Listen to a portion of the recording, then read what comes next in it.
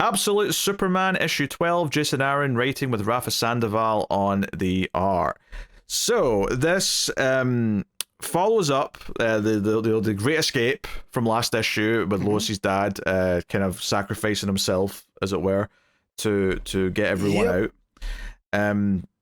In this issue, we get kind of some flashbacks to sort of just after Superman had to flee the Kents, and we kind of get a little bit of that. There's a little bit of Martha in the old folks' home who's clearly confused and got dementia. She's forgetting things.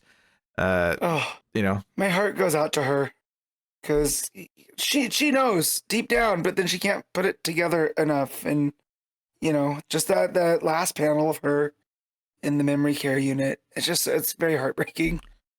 yeah. I mean, Joe, I think I liked about this is that the flashbacks are kind of there to show that after the Kents thing in Smallville, he was kind of at his lowest in terms of like, because he's basically saying to Saul, the KPI, whatever you want to call it, he's like, right, keep me away from the humans. I don't want to get involved with them because things just keep happening like badly. It just leads to pain and misery for everyone. Like I want to be on my own. And Saul, who's kind of effectively become the Jor-El in the Fortress, giving advice in this version of Superman, Yep. is like, look, it's good that I'm around, don't get me wrong, but you need actual companionship. You can't just be a loner forever. And is effectively trying to get that point across. And I like that Superman is so, like, in his sort of early angsty days, right, when he first got to Earth, he's like so not wanting to be around humans. And he's probably about as far away from what we think of as classic Superman as you can possibly, because even teenage Clark in regular mainline universe, well, he's not as like where he's going to be eventually when he becomes Superman. He's still got a bit of angst because he's a teenager. He's still a lot more of a good boy than this version of Superman because he's not having the same hardships as this one. So what I like about this is that once we get to the present day stuff and it's the post, all the stuff with Brainiac trying to like mess with his mind to make him into the ultimate killer. I love that it kind of has had the opposite effect, where it's actually pushed him closer to being traditional Superman, where it kind of feels like, no, he's like, no, he almost made me kill and made me become this thing. Because in the flashbacks, he's arguing with Saul, like, oh, my father killed, those creatures in the caves back on Krypton. Why shouldn't I just exterminate the bad guys? And Saul's like, no, he only did that because he absolutely had to. You don't have to. I like it really sort of like making him like kind of come to terms with what his moral standpoints are and where his ethics lie. And the payoff to that in a big way is after he's been with Lois and Jimmy and they end up going to Smallville and they go to a diner and they're like, hey, we don't have any money. Can we like wash some dishes or something because we're starving because we've been away from civilization. Please help us. And it starts off trying to like, and I could tell it was going to swerve, but the waitress starts saying, hey, like, you come in here and you blah blah blah, and she starts making this whole speech, but then it pivots to, but you've been on the news, you've helped the Superman, and we in Smallville know that he has saved us many times, and she points to a bunch of news articles that are pinned to the wall of like, this bus got saved from a lake, this hurricane didn't kill anyone because there was a mysterious red mist in the sky, blah blah blah. And it's like, your friend's a Superman, you eat for free, call me Lana. Right, so this is Lana Lang in the Absolute Universe. So it's like, okay. And then everyone in the restaurant's like offering to pay for their meal because they're like, no, like, I'll pay for you, because they all love Superman. Like, it's not worldwide yet, but the people of Smallville, where clearly Clark does have, and I shouldn't call him Clark because he's not called Clark here, but like, he clearly does have an affinity for Smallville as like kind of his like the closest thing he has to a home on Earth. Yeah, it's the idea of what Kansas represents to him and what he lost, right? And now here they've embraced him. So that there's these two panels that are complementary where Lois and Jimmy are looking over at the crowd and they look very menacing, right? And then the scene plays out with Lana talking about what Superman means to them. And she goes to hand over the food, and when they go to pay, they're all in the same spot, but there's just subtle changes to them where now they look like they're smiling instead of staring menacingly. And I just, Sandoval's art there is really doing some good work. Because I looked at them very, very closely, and they're not the same image, just slightly altered, right? But they're very, very similar there with the framing and whatnot. And I think it works to make this nice, like, de-escalation of things where we know that Lois and Jimmy are going to be fine, and that the people of Smallville know that they have their back. Yeah, and then the other thing early on as well, this was kind of in sort of mixed up into the flashback section, is that when he was trying to just work on like a field, like a farm or whatever, because he wanted to, he kept saying to Saul, I don't want to be someone important, I want to just be a worker like my parents were. He ends up like he accidentally burns a woman's hand when she like goes to shake his hand, right? He doesn't mean to, but he does by accident. And then these peacemakers show up to say, hey, get back to work, you peasants. And, you know, because the guy gets rough, Superman grabs his arm and accidentally rips off his arm. And he freaks out about it. So he goes back to like a volcano or somewhere. And he's like, Saul, I have to stay away from humans. I'm just going to get them hurt. And he's like, Kal, you have to be careful around the humans. You have to hone your skills and have control over your abilities, blah, blah, blah. And there's a moment here where he's basically just heartbroken about what he's done, and again feeding into this idea that he doesn't want to kill, he doesn't want to hurt people, and he says, like, I just need to be my own right now. Can I have some like privacy? To Saul, saying, hey, I don't want you to be around either right now, Saul. And he's like, you know what? Yeah, you know what? You do need to get back into the world. You do need to like engage with people, but you don't have to do it all the time. You can have till tomorrow. I'll sort of shut down. And I'll give you your time in solitude. And he basically forms like a mini fortress of solitude around him. Yep. The sort of red, obviously, because Saul's red. But yeah, but it looks like the crystals. But it looks. Yeah.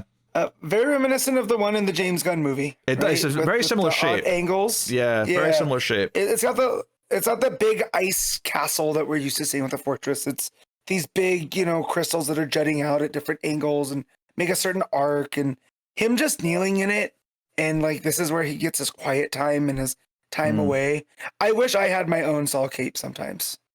Don't worry, it could just wrap me up and give me my own solitude. Yeah, you know. So I really like this, and to go from the one part of the flashback where he fled Kansas, where he's on the edge of this volcano and he ends up taking like a lava bath, to here he's on the snowy peak somewhere, and just the juxtaposition of those two, that's where he goes to be alone, or these two like super crazy, you know, pieces of nature, right? And yeah, I thought that was really cool. Yeah, no, it's good stuff. He goes back to the Kent farm at one point, you know, and has all these memories, and basically it sort of thanks Saul for like being there for him and helping him throughout these years. And you kind of like see these little flashbacks of different parts of like his life here, where he's kind of kept him protected, give him advice, that kind of thing. But he goes back to Lois and Jimmy, who have got tons of extra food left over, although Jimmy's very miffed when Superman says that he doesn't need to eat. He's like, that's the saddest thing I've ever heard. So yeah, but anyway, he finally kind of like, he's like, hey, I'm sorry for how I was acting before, agitated and all that. I was kind of freaking out. My name is Kal-El, and kind of like properly introduces himself to Lois and Jimmy. So, and she's like, call me Lois, don't call me Agent Lane. And there's a joke there where Jimmy's like, but you told me to still call you Miss Lane. So you're not him. You're not Superman. You don't get to do that. Yeah. So anyway, this all builds up to Superman saying we can't leave because the you know, Lazarus, the Peacemakers already know we're here. And the cliffhanger is that Raz and Talia are on a helicopter with an entire fleet of robots and choppers and weapons.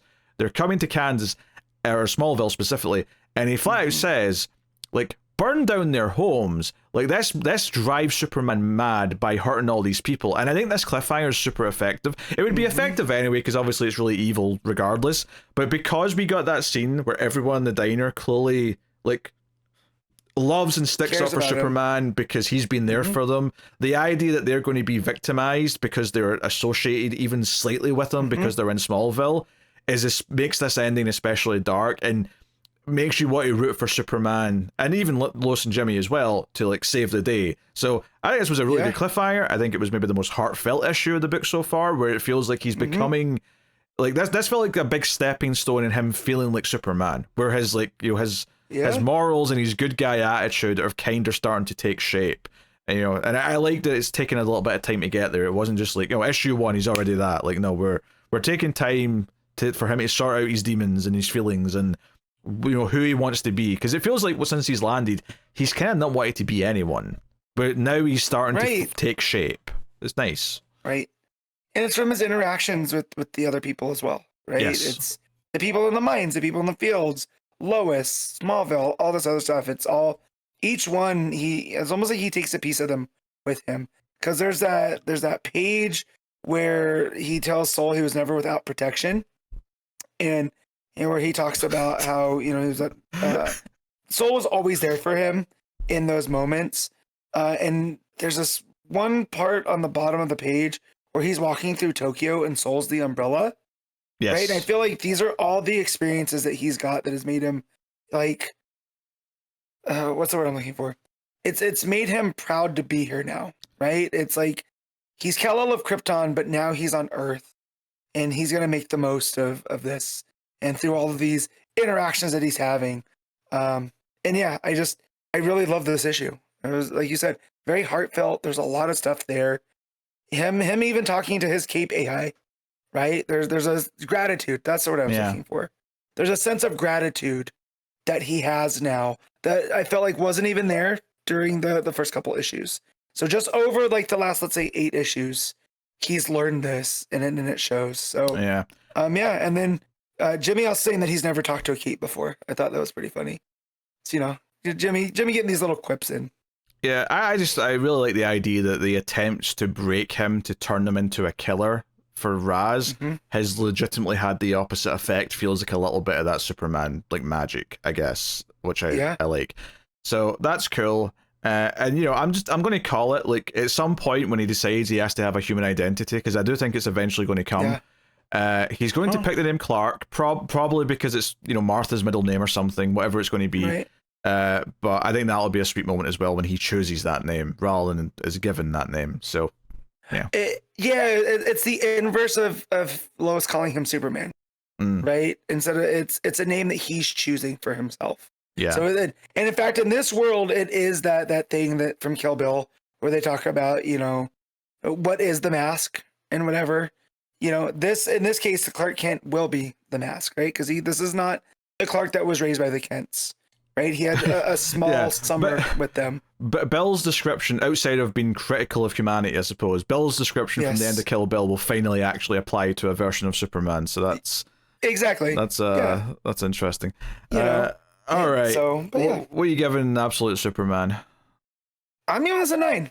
This one really got me.